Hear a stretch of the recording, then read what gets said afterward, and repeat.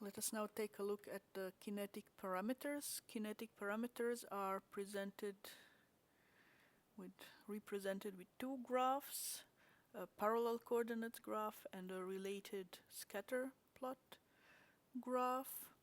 One can choose which types of kinetic parameters are shown on the graph. Initially, there is a selection of prominent parameters shown, but the user can choose which are to be shown.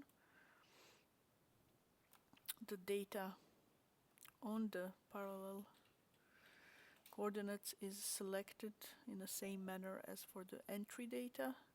So one hovers above the axis and makes a selection, which can then be executed, and we have zoomed into the data. I will now reset, so use the previous query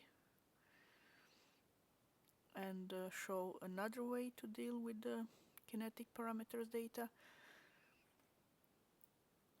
So one can locally zoom into the kinetic parameter data, which allows some extra features. So without doing a search, one just zooms into the start values, for example, several times, because the values can get really minuscule here.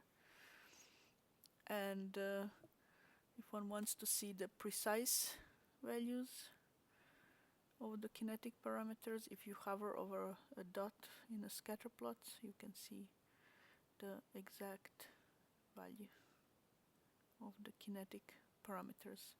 And if the search is to be restricted to only these parameters, one needs to select something. So select data on the parallel plots and add selection to search. Then these parameters are selected, or this data with these parameters is selected.